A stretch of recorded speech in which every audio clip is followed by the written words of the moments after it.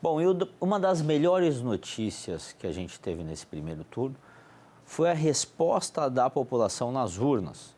É o famoso datapovo que sempre falo, né? A gente está vendo aí imagens aí do presidente Bolsonaro, ele foi votar e ele foi votar com a camisa do Brasil, que eu acho importantíssimo. Né? Eu também fui votar com a camisa do Brasil. Quando você fala assim, ó, não pode votar com a camisa do Brasil, como assim? Como assim? Até porque, se você vai todo mundo de vermelho votar, aí pode. Aí com a bandeira, aí com a roupa do Brasil não pode. Mas a pessoa que está de vermelho, ela pode votar. Né? Então que história é essa? A pessoa tem que ter o direito de votar como ela bem entender. A roupa é dela, que vai vestir. É isso daí que eu não entendo direito. Mas enfim, muita gente vestiu aí o verde e amarelo e foi para as ruas, né? E como eu falei, é para decidir os próximos 4 anos do país. Eu fiquei muito emocionado, realmente, te juro, de ver tanta gente de verde e amarelo nesse dia da votação. Porque eu acho maravilhoso a bandeira verde e amarelo. Eu acho que a gente tem que ter orgulho. Que nem, por exemplo, quando você vai para os Estados Unidos. Sabe quando você entra nos Estados Unidos, você vê bandeiras dos Estados Unidos tudo na porta das casas. Tudo na porta das casas. E isso valoriza o país. Né? Então a gente tem que ter esse costume dentro do nosso país chamado Brasil. Falar alguns dados aqui para vocês, por exemplo, aqui dentro do nosso estado de São Paulo, cidade de Campinas, que é uma das principais cidades do programa. Bolsonaro ganhou na cidade de Campinas, ganhou em Indaiatuba, Sumaré, ganhou em Hortolândia. Em Ribeirão Preto também, Bolsonaro acabou ganhando do Lula. Na cidade de São Carlos, e o estado de São Paulo acabou dando mais preferência aí ao presidente Bolsonaro. Mas isso é uma primeira parte, ainda tem a segunda parte, né? Que é o segundo turno. Então, cada um tem a sua missão, eu acho que as pessoas vão poder escolher amplamente agora, porque o debate agora é de 1 para 1, então as pessoas vão poder entender as propostas de um lado e as propostas do outro, para poder escolher o seu candidato. Como eu falei, cumpra o seu dever. Vá, saia de casa para votar. É muito importante você que me assiste aí do estado de São Paulo, você fazer a sua parte. Seja em qualquer candidato, mas é importante exercer o seu direito. Então você que está assistindo agora o programa aqui comigo, os números das urnas, vamos falar um pouco deles? Vamos trazer aqui, ó. Jair Messias Bolsonaro teve aí 12.239.989 votos, isso daí a gente está falando no estado de São Paulo. Lula acabou tendo 10.490 mil votos e 32, 10 milhões, quer dizer, 490 mil votos e 32. Simone Tebet, 1.625.000 votos, 596.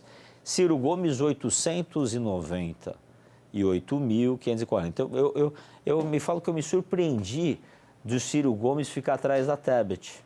Eu pensava que o Ciro Gomes iria ficar em terceiro lugar aqui no estado de São Paulo. A Tebet até que foi bem na votação dela.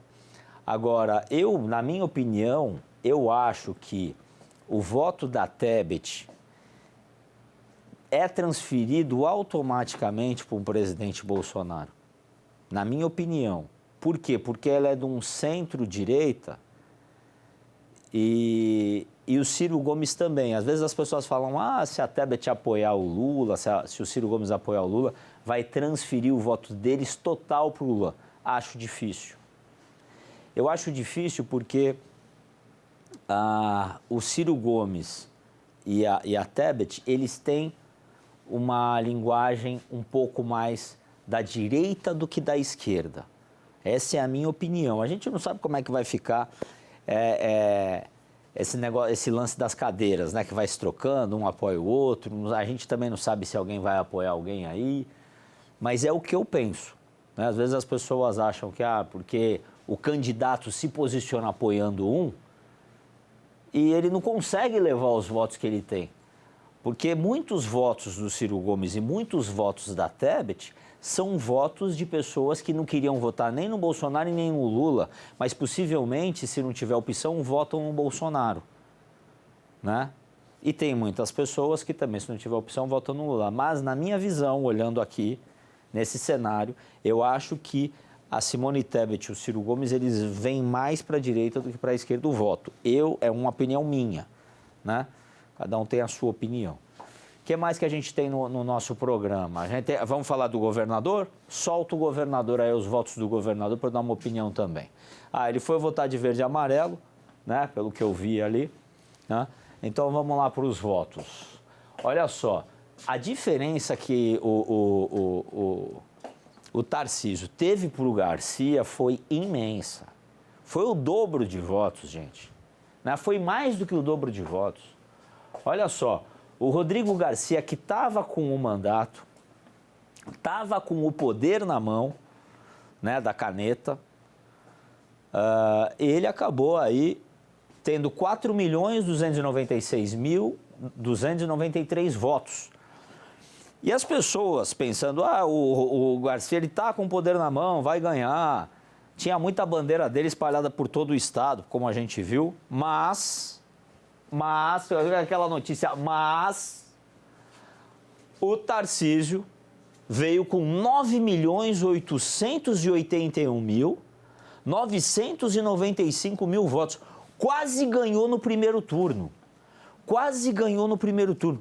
E eu falo para vocês que eu não vi muita coisa dele na rua. Eu vi mais coisa na internet, né? Que ele se tornou uma grande força dentro da rede social. A gente vê como a rede social é aí um ponto fundamental dentro da eleição. E aí você vem com o Haddad, que está com 35%, e que teve 8.337.139 votos. Olhando para esse cenário, eu acho muito difícil o Rodrigo Garcia, mesmo apoiando o PT, que não sei se vai apoiar ou vai apoiar, não sei se vão declarar voto, apoiar o Tarcísio, pode ser que apoie. Eu acho difícil transferir. Eu acho que o voto do Garcia, ele vem mais para o Tarcísio.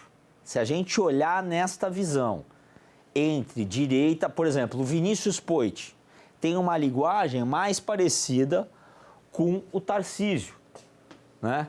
Você pega a Carol Vigliar, eu acho que pode ser que tenha uma linguagem mais com a Haddad. Mas então, essa é a dança das cadeiras que a gente vai começar a entender agora. O que vai acontecer para o governo do estado, no estado de São Paulo, né? Pelo que eu andei na rua e entendi um pouco, as pessoas estavam meio cansadas do PSDB no poder esse tempo todo, né? E se a gente for analisar o histórico do estado de São Paulo, é um estado que gosta da linha da direita mais do que a esquerda, se a gente for analisar o histórico dos últimos anos. E aí você tem essa cara do Tarcísio que se demonstrou uma direita mais conservadora. E eu estou vendo que o conservadorismo no Brasil tem a fatia dele, que é uma mesma fatia parecida com a esquerda, e o resto vem, que aí vem o centro-esquerda, que eu acho que o PSDB se tornou um pouco do centro-esquerda, mais do que centro-direita. Essa é a minha visão da política hoje. Então, você tem aí esse panorama que está acontecendo no nosso país. E aí, como a gente fala com 300 cidades do estado de São Paulo, você vai decidir o futuro do país. Está nas suas mãos. Eu só estou aqui tendo uma explanação do que pode acontecer. Dando uma explanação para você, né?